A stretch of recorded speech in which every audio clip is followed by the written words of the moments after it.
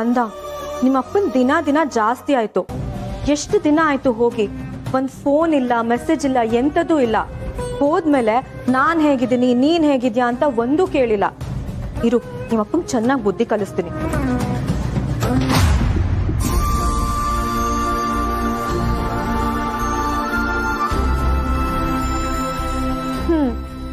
ನೀನು ನಿಮ್ಮ ಅಪ್ಪಂಗೆ ಸಪೋರ್ಟಾ? ಇರ್ಲಿ ಇರ್ಲಿ, ಅದೇನೇ ಆಗ್ಲಿ, ನಾನಂತೂ ನಿಮ್ಮ ಅಪ್ಪನ್ ಸುಮ್ಮನೆ ಬಿಡಲ್ಲ. ಉಗ್ದು ಚೆನ್ನಾಗಿ ಉಪ್ಪಿನಕಾಯಿ ಹಾಕ್ತೀನಿ, ನೋಡ್ತಾ ಇರು.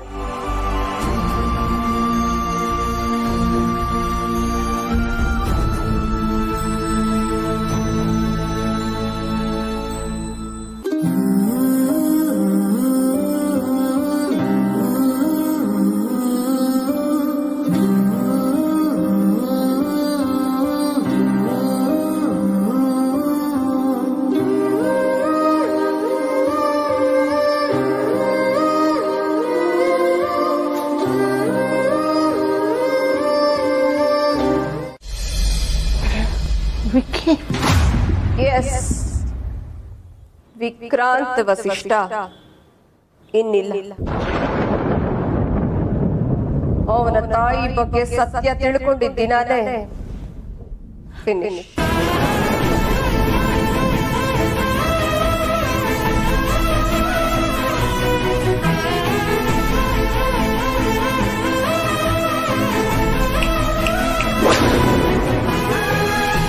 ಮುಗೀತು, ನನ್ನ ಕತೆ ಆಯ್ತು. ನೀನು ಸತ್ಯ ಹೇಳ್ಬೇಕು ಅಂತ ಹೊರಟಿದ್ದಲ್ಲ, ಹೋಗು. ಈಗಲೇ ವೇದಾಂತ ಹತ್ರ ಹೋಗಿ ನಿನ್ನ ವಿಷಯ ಎಲ್ಲ ಹೇಳು. ಸಾರಿ, ಕಟ್ಟು ಸತ್ಯ ಹೇಳು. ನೀನೇನಾದ್ರೂ ಅವನಿಗೆ ಹೇಳಿದ್ರೆ ಈ ಕತೆ ಮುಂದುವರಿಯತ್ತೆ. ಆ ತಾಯಿ ವಾಪಸ್ ಬರ್ತಾಳೆ. ಇನ್ನ ಉಳಿದಿರೋ ಒಬ್ನೇ ಒಬ್ಬ ಮಗನ ಹತ್ರ ನಾನೇ ಕಣಪ್ಪ ನಿನ್ ತಾಯಿ ಅಂತ ಹೇಳ್ತಾಳೆ.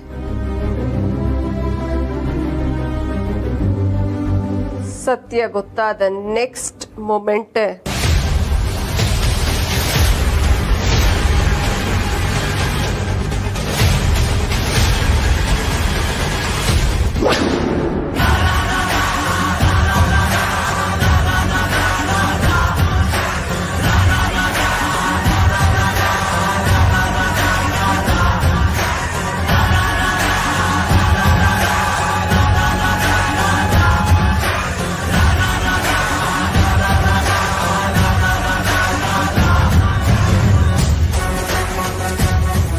ನೋಡಿದ್ಯಾ?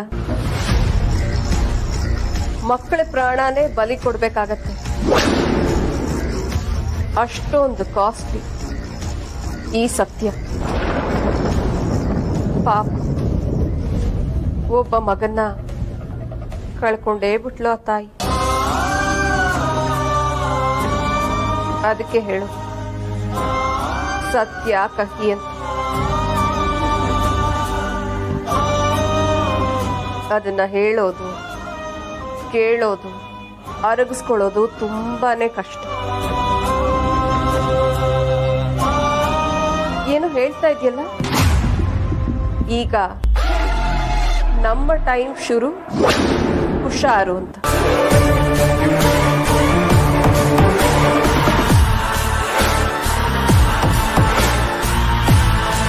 ಹುಷಾರು ಹುಷಾರು.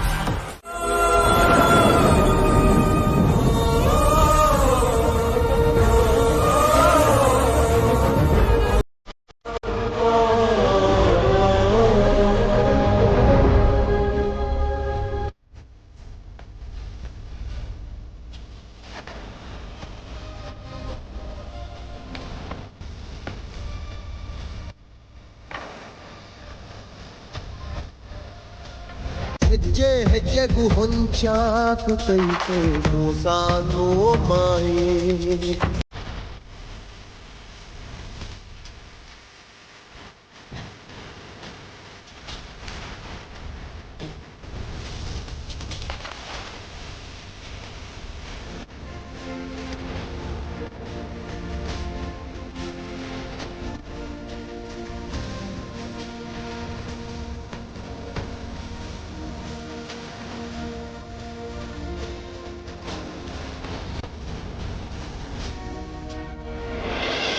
ಹಾಗೆಲ್ಲ ರಾಯ್ರೆ, ನೀವು ಈ ಊರಿಗೆ ಹೊಸಬ್ರಲ್ಲ, ಅದಕ್ಕೆ ದಾರಿ ರೋಡ್ ಎಲ್ಲ ಗೊತ್ತಾಗಲ್ಲ. ಇಲ್ಲೇ ಪಕ್ಕದ ರೋಡ್ಗೆ ಹೋಗಿ ಬಂದೆ ಅಷ್ಟೇ. ರಾಯ್ರೆ, ಎಲ್ಲಾದ್ರೂ ಹೋಗಿ, ಆದರೆ ಒಂದ್ಸತಿ ಹೇಳ್ಬಿಟ್ಟು ಹೋಗ್ಬೇಕಲ್ಲ.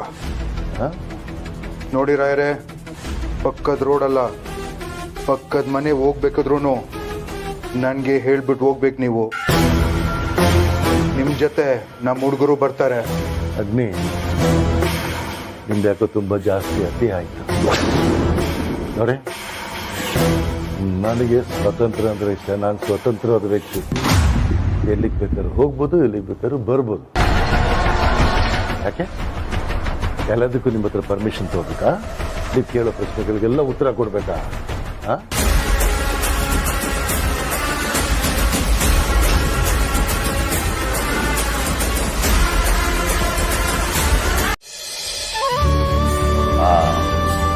ಈ ದಿನ ನಿಮಗೆ ಶುಭ ಸುದ್ದಿ ಕಾದಿದೆ.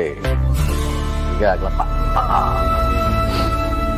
ಬರೀ ಇನ್ನೊಂದು ಕಪ್ ಕಾಫಿ ಕೊಡು. ಪರಿಮಳ ಮಂಜುನಾಥ್ ಅವರೇ, ಇನ್ನೊಂದು ಕಪ್ ಕಾಫಿ ಕೊಡ್ತೀರಾ?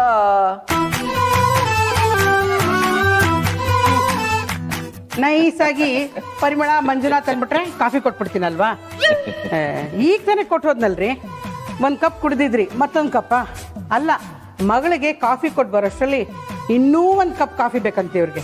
ಮನೇಲಿ ಏನು ನಡೀತಿದೆ ಅಂತ ಗೊತ್ತಾ? ಪಾಪ ಆರ್ತಿ ರಾತ್ರಿ ಎಲ್ಲ ನಿದ್ದೆನೇ ಮಾಡಿಲ್ಲ, ಇವ್ರು ಕಾಫಿ ಬೇಕಂತೆ. ಯಾಕೆ ಬರೀ ಆರ್ತಿ ರಾತ್ರಿ ಎಲ್ಲ ನಿದ್ದೆ ಮಾಡಿಲ್ವಾ? ಮತ್ತೇನೇನ್ರಿ, ವಿಕ್ಕಿ ಯೋಚನೆಯಲ್ಲಿ ರಾತ್ರಿ ಇಡೀ ಅವಳು ನಿದ್ದೆ ಮಾಡಿಲ್ಲ. ಈಗೇನು ಮಾಡ್ತಾ ಇದ್ದಾಳೆ? ಬೆಳಗ್ಗೆ ಬೇಗ ಎದ್ಲು, ಅದೇನೋ ಕಿವಿಗೆ ಹಾಕೊಂಡು ವಿಷ್ಣು ಸಹಸ್ರನಾಮ ಕೇಳ್ತಾ ಇದ್ದಾಳೆ.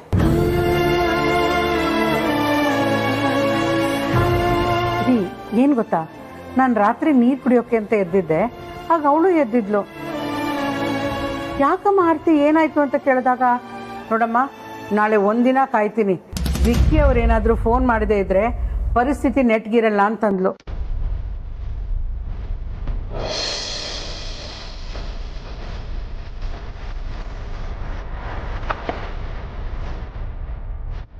ನನ್ಗೆ ಯಾಕೋ ಎಲ್ಲ ಕೈ ಮೀರಿ ಹೋಗ್ತಿದೆ ಅನ್ನಿಸ್ತಿದೆ. ಅಯ್ಯೋ ದೇವ್ರೆ, ಏನು ಮಾಡೋದು ಇವಾಗ? ಸರಿ, ಏನು ಕಾಯೋದು ಬೇಡ, ನಾವೇ ಹೋಗಿ ವೇದಾಂತ್ ಹತ್ರ ಮಾತಾಡೋಣ. ಅವಳ ಡೆಲಿವರಿ ಡೇಟ್ ಬೇರೆ ಹತ್ತಿರ ಬರ್ತಾ ಇದೆ. ಆ ಟೈಮಲ್ಲಾದರೂ ವಿಕ್ಕಿ ಜೊತೇಲಿ ಇರಬೇಕಲ್ವಾ? ಇರು, ಇವತ್ತೇ ಹೋಗಿ ವೇದಾಂತ್ ಹತ್ರ ಮಾತಾಡ್ಕೊಂಡು ಬರೋಣ.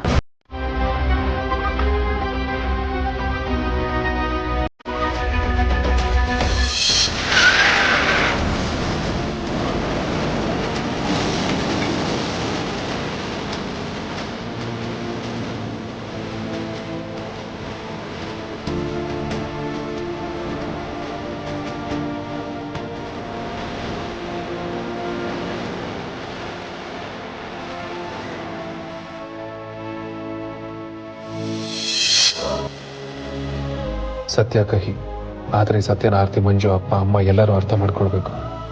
ದೇವ್ರೆ, ಯಾವತ್ತೂ ನನಗಿಷ್ಟು ಭಯ ಆಗಿರಲಿಲ್ಲ. ಇವತ್ತು ಯಾಕೆ ಹೀಗಾಗ್ತಿದೆ? ಬಟ್ ನಾನು ಸತ್ಯ ಮುಚ್ಚಿಡೋದಕ್ಕಾಗಲ್ಲ, ಅವ್ರಿಗೆ ಹೇಳಲೇಬೇಕು. ಎಲ್ಲರಿಗೂ ದುಃಖನ ಸಹಿಸ್ಕೊಳ್ಳೋ ಶಕ್ತಿ ಕೊಡು.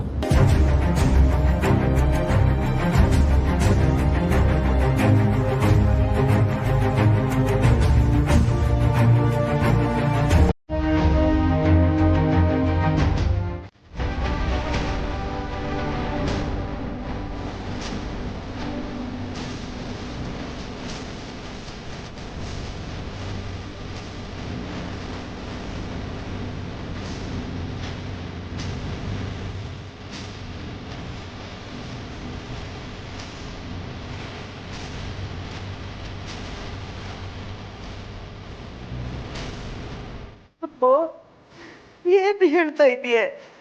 ವಿಕ್ಕಿಗೆ ಏನಾಯ್ತು ಹೇಳಪ್ಪ. ಜನ ಹೇಳ್ತಿದ್ದೀನಿ ಅಜ್ಜಿ, ಬಾವ ಬರಲ್ಲ ಬರಲ್ಲ. ಅಮ್ಮು, ನೀನು ಹೇಳ್ತಿರೋದು ನಿಜನಾ? ಸರಿಯಾಗಿ ಹೇಳು, ಸುಳ್ಳು ಹೇಳ್ಬೇಡ. ಇಂಥ ವಿಷಯದಲ್ಲಿ ಹುಡುಗಾಟ ಆಡ್ಬೇಡ ನೀನು. ಬಾವ ತಿಂಗಳಿಂದ ಆಕ್ಸಿಡೆಂಟಲ್ಲಿ ತೀರೋದ್ರು.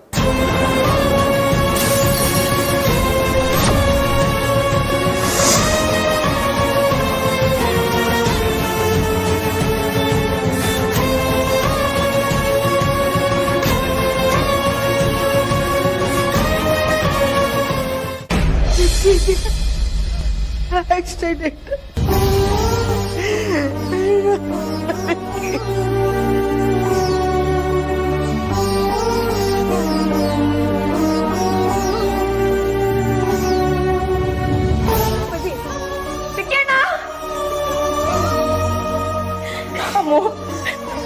ಪ್ಲೀಸ್ ಅಮ್ಮ, ಸತ್ಯ ಹೇಳು.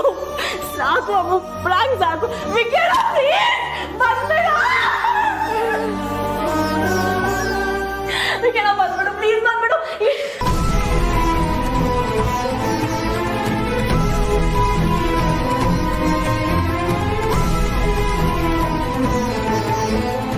ಅಜ್ಜಿ ಸುಳ್ಳು ಹೇಳ್ತಿದ್ದಾಳೆ, ಅಜ್ಜಿ ಅಜ್ಜಿ ಸುಳ್ಳು ಹೇಳ್ತಿದ್ದಾಳೆ.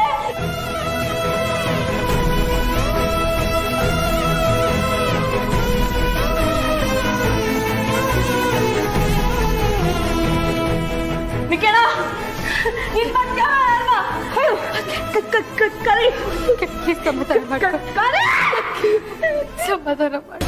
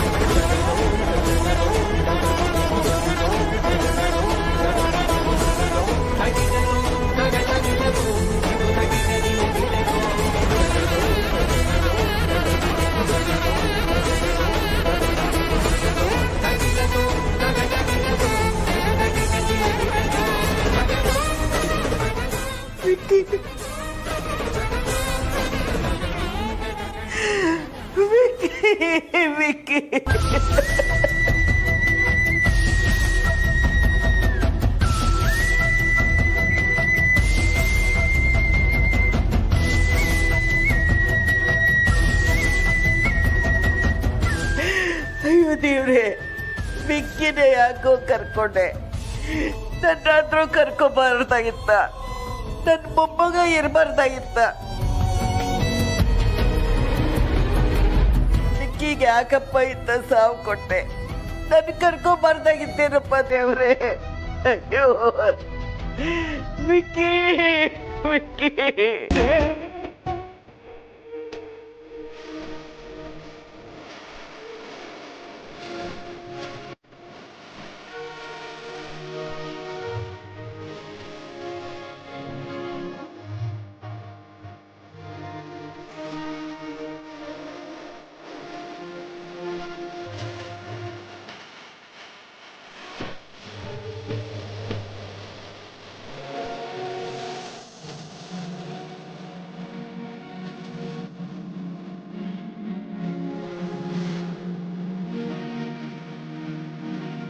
ಹಾಗಾದ್ರೆ ವಿಕ್ಕಿ ದುಬೈಗೆ ಹೋಗಿಲ್ವಾ? ವಿಕ್ಕಿ ಬಾವ ದುಬೈಗೆ ಹೋಗ್ಲಿ.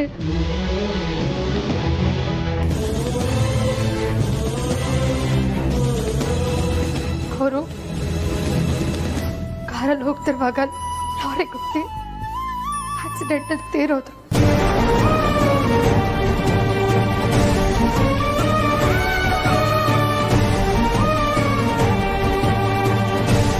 ವಿಷಯನ ನಿಮ್ಗೆ ಆ ಟೈಮಲ್ಲಿ ಹೇಳೋದಕ್ಕೆ ಧೈರ್ಯ ಇರಲಿಲ್ಲ.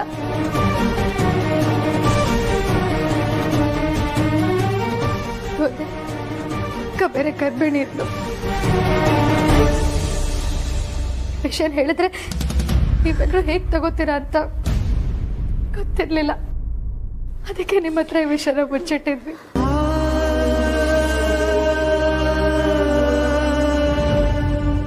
ಸತ್ಯನ ತುಂಬ ದಿನ ಮುಚ್ಚಿಡಕ್ಕಾಗಿಲ್ಲ.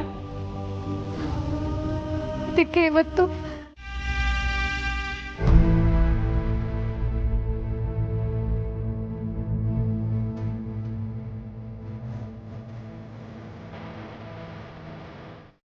ಇಲ್ಲ ವೇದಾಂತ, ಇಟ್ಟು ಹೆಜ್ಜೆನ ಹಿಂದೆ ತೆಗಿಬೇಡ. ಸತ್ಯ ಆರ್ತಿಗೆ ಗೊತ್ತಾಗ್ಲೇಬೇಕು.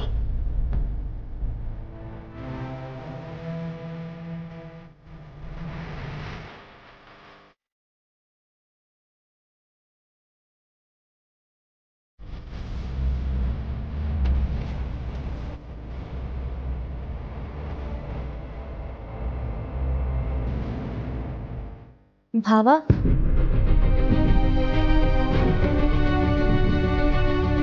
ಕೂತ್ಕೊಳ್ಳಿ ಕೂತ್ಕೊಳ್ಳಿ. ಹೇಗಿದ್ದೀರಾ? ಹೋಗಿ ಭಾವ, ನೀವು ನನ್ನ ಮಾತಾಡ್ಸ್ಬೇಡಿ. ಯಾಕೆ?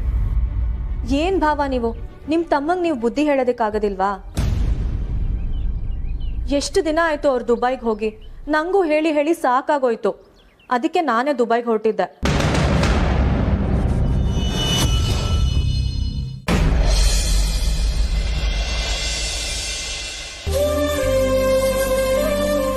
ಹಾಂ, ಗೊತ್ತಾಯ್ತು ಆರತಿ. ಅಮೂಲ್ಯ ಹೇಳಿದ್ಲು. ಮತ್ತೆ ಗೊತ್ತಿದ್ರು ಸುಮ್ಮನೆ ಇದ್ದೀರಲ್ವಾ? ನೀವಾದ್ರೂ ಹೋಗಿ ಅವ್ರನ್ನ ದುಬೈಯಿಂದ ಕರ್ಕೊಂಬರ್ಬೋದಲ್ವಾ? ಪ್ಲೀಸ್ ಭಾವ, ಅರ್ಥ ಮಾಡ್ಕೊಳ್ಳಿ. ಈ ಸಮಯದಲ್ಲಿ ವಿಕ್ಕಿ ಅವ್ರು ನನ್ನ ಜೊತೆ ಇರಬೇಕೋ ಬೇಡವೋ ನೀವೇ ಹೇಳಿ. ಅಮೂಲ್ಯ ಇದ್ದಾಳಲ್ವಾ? ಅಮ್ಮು ನನ್ನ ಜೊತೆಗಿದ್ದಾಳೆ ಗೊತ್ತು ಭಾವ, ಆದ್ರೆ ವಿಕ್ಕಿ ಅವರು ನನ್ನ ಜೊತೆಗಿರ್ಬೇಕು ಅಲ್ವಾ? ಆರತಿ ಪ್ಲೀಸ್ ಸಮಾಧಾನ ಮಾಡ್ಕೊಳ್ಳಿ. ನಮ್ಮ ಮನೆಯವರೆಲ್ಲ ಇದ್ದೀವಲ್ಲ, ನಾವಿರ್ತೀವಿ. ಅದೆಲ್ಲ ನನಗೆ ಗೊತ್ತಿಲ್ಲ ಭಾವ. ನನಗಂತೂ ನಿಮ್ಮ ಮೇಲೆ ತುಂಬಾನೇ ಕೋಪ ಇದೆ. ಒಂದು, ಈಗಲೇ ನೀವು ವಿಕ್ಕಿ ಅವ್ರಿಗೆ ಫೋನ್ ಮಾಡಿ, ಇಲ್ಲಾಂದ್ರೆ ಅವ್ರಿಗೆ ಇಲ್ಲಿಗೆ ಬರೋದಕ್ಕೆ ಹೇಳಿ ಅಷ್ಟೇ. ಪ್ಲೀಸ್ ಹೇಳಿ ಭಾವ, ಮಾತಾಡಿ.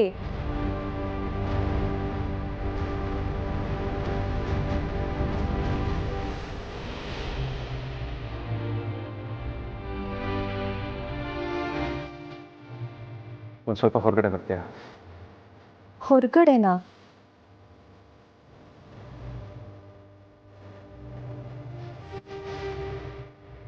ಅಂದ್ರೆ ವಿಕ್ಕಿ ಅವ್ರು ಬಂದಿದ್ದಾರೆ ಭಾವ?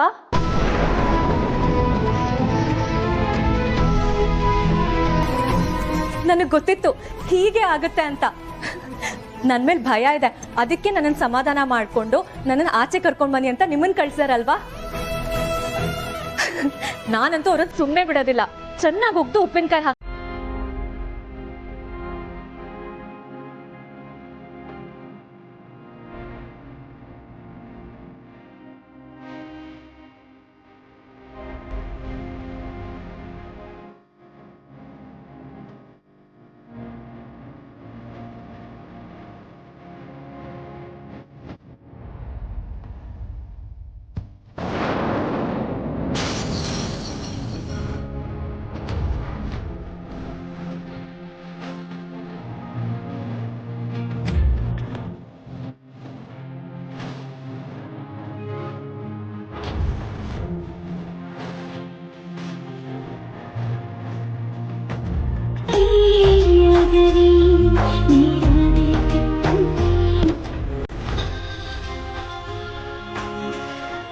ಧೈರ್ಯ ತಂದು ಮಗಳೇ,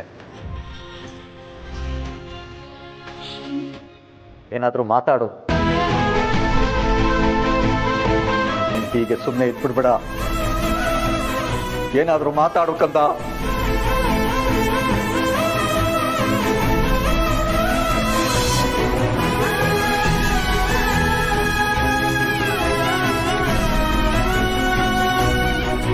ಕಂದ ಬಂಗಾರ, ಇನ್ನು ಸ್ಕೂಲ್ವರೆಗೂ ನಾನೇ ಡ್ರಾಪ್ ಮಾಡಬೇಕಾ? ಹಾಗಿದ್ರೆ ಡೋಂಟ್ ಬರಿ, ಡೈಲಿ ನಾನೇ ಡ್ರಾಪ್ ಮಾಡ್ತೀನಿ. Okay okay.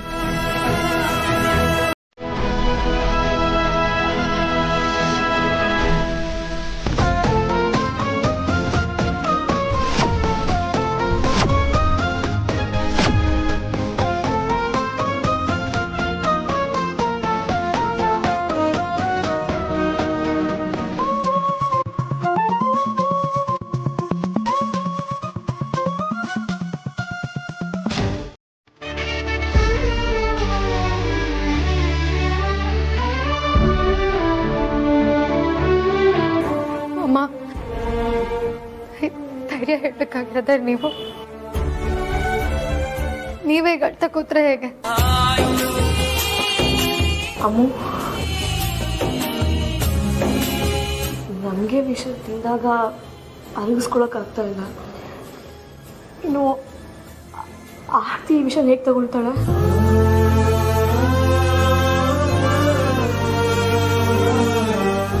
ಅಮ್ಮು, ಅವಳು ಡ್ಯೂ ಡೇಟ್ ಬೇರೆ ಹತ್ರ ಬರ್ತಾ ಇದೆ. ಇದೇ ವೀಕಲ್ ಅಲ್ವಾ, ಹೇಗೆ ಹೇಳೋದು ಅವಳಿಗೆ?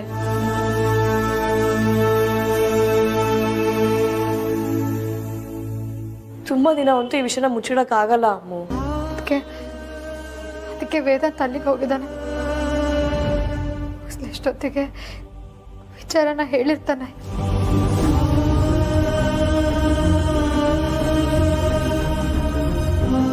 ಅಯ್ಯೋ ದೇವ್ರೆ, ಆರ್ತಿ ಮೊದಲೇ ಸೂಕ್ಷ್ಮ ಸ್ವಭಾವದವಳು.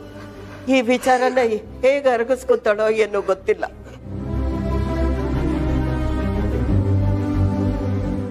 ಅಬ್ಬೋ, ವೇದಾಂತ್ ಒಂದ್ಸಾರಿ ಫೋನ್ ಮಾಡಿ ಕೇಳಿ ನೋಡು.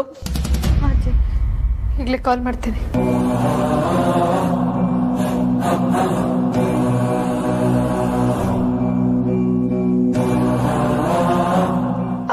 ಹಾ ವೇದಾಂತ್, ಏನು? ಹಾ, ನಾನು ಈಗಲೇ ಬರ್ತೀನಿ. ಅಮ್ಮೋ, ಏನಾಯ್ತಮ್ಮ? ಅಜ್ಜಿ, ಅಕ್ಕಂಗೆ ಡೆಲಿವರಿ ಪೇನ್ ಶುರು ಆಗಿದೆಯಂತೆ. ಹಾಸ್ಪಿಟಲ್ಗೂ ಕರ್ಕೊಂಡು ಹೋಗೋದಕ್ಕಾಗಲ್ಲ ಅಂತ ಹೇಳ್ತಿದ್ದಾರೆ. ವೇದಾಂತ್ ಈಗಲೇ ಬಾ ಅಂತ ಹೇಳ್ದ. ಹೋಗ್ಬೇಕು. ಅಣ್ಣ ನೋಡ್ಕೊಳ್ಳೋ. ಅಮ್ಮ, ಇಲ್ಲಿಂದ ಬಿಡು, ನೀನ್ ಮೊದಲು ಅಲ್ಲೋಗು.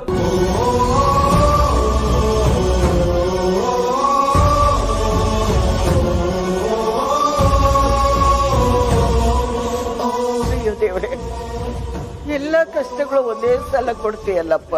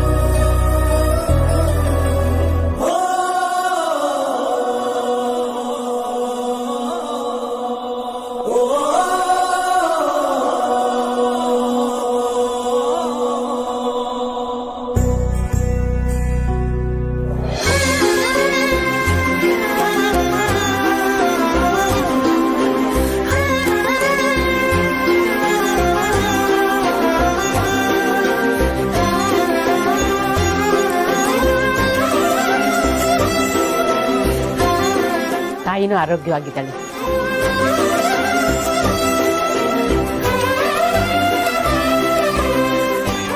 ಬರ್ತೀನಪ್ಪ.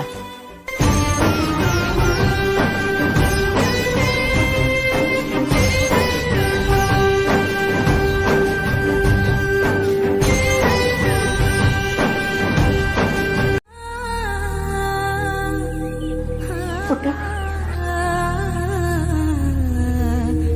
ಹೇಳಮ್ಮ. ಹೇಳು ಮಗಳೇ.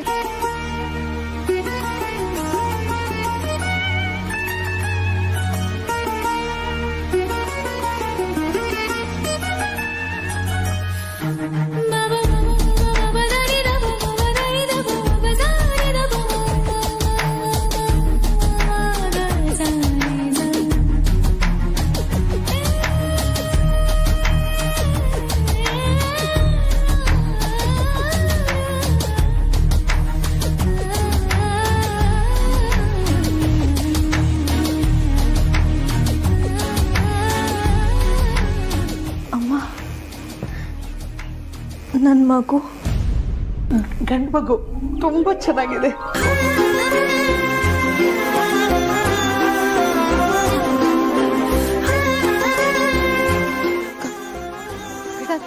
ನಿಮಿಷ.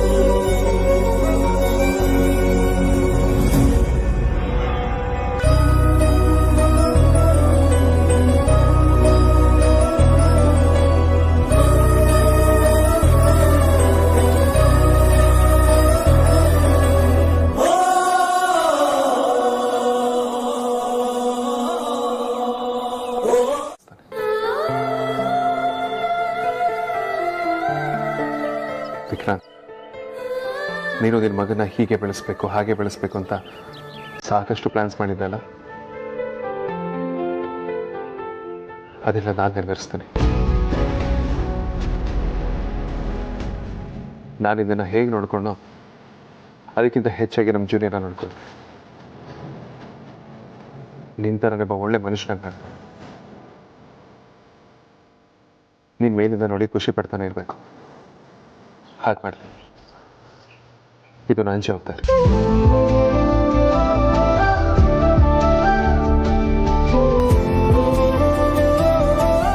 ಬದುಕಂದ್ರೇ ಹಾಗೆ ಅಕ್ಕ, ಸೋಲು ಗೆಲುವು ಏರು ಇಳಿತಾ ಇದ್ದೇ ಇರತ್ತೆ. ಗೆದ್ದಾಗ ತುಂಬ ಬೀಗಬಾರ್ದು, ಸೋತಾಗ ತುಂಬ ಕುಗ್ಬಾರ್ದು. ಅದೇ ಬದುಕು, ಅದೇ ಜೀವನ ಅಕ್ಕ. ನೀನು ನೋವು ನನಗೆ ಅರ್ಥ ಆಗತ್ತೆ, ಆದರೆ ಈ ಜೀವನ ಎಂಥ ವಿಪರ್ಯಾಸ ನೋಡು. ಒಂದೇ ದಿನ ದುಃಖನೂ ಕೊಟ್ಟಿದೆ, ಖುಷಿನೂ ಕೊಟ್ಟಿದೆ. ನಿನಗೆ ಇವತ್ತೇ ಯಾಕೆ ಡೆಲಿವರಿ ಆಯಿತು ಹೇಳು? ಆ ದೇವರೇ ಇದನ್ನೆಲ್ಲ ಮಾಡಿಸಿರೋದಕ್ಕ. ವಿಕ್ಕಿ ಭಾವನ ನೋವನ್ನೆಲ್ಲ ಮರೆತು ನೀನು ಖುಷಿಯಾಗಿರಲಿ ಅಂತ.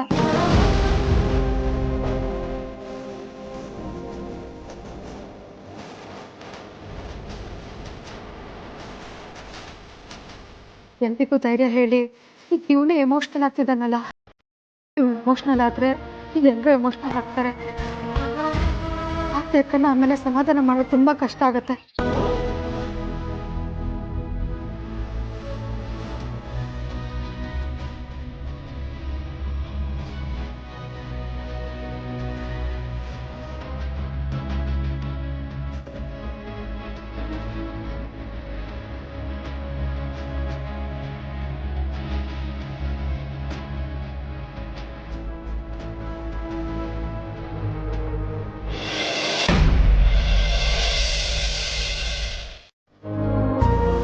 ನನ್ನ ಲೈಫಲ್ಲಿ ನನ್ನ ಫಸ್ಟ್ ಫ್ರೆಂಡ್ ನಾನು ವಿಕ್ರಾಂತ್.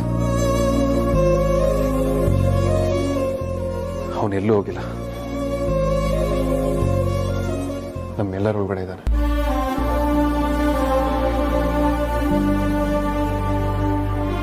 ಈಗ ಜೂನಿಯರ್ ವಿಕ್ರಾಂತ್ ರೂಪದಲ್ಲಿದ್ದಾನೆ. ಆದ್ಯಾ, ನೀನು ವಿಕ್ರಾಂತ್ ಜೊತೆ ಯಾವಾಗಲೂ ಕಿತ್ತಾಡ್ತಿದ್ದಲ್ಲ, ಇನ್ನು ಮುಂದೆ ನೀನು ಅದನ್ನು ನಮ್ಮ ಜೂನಿಯರ್ ಜೊತೆ ಕಂಟಿನ್ಯೂ ಮಾಡ್ಬೋದು. ಅವ್ನು ನೋಡೋದಕ್ಕೆ ಸೇಮ್ ಅವ್ರ ಅಪ್ಪನ ಥರನೇ ಇದ್ದಾನೆ.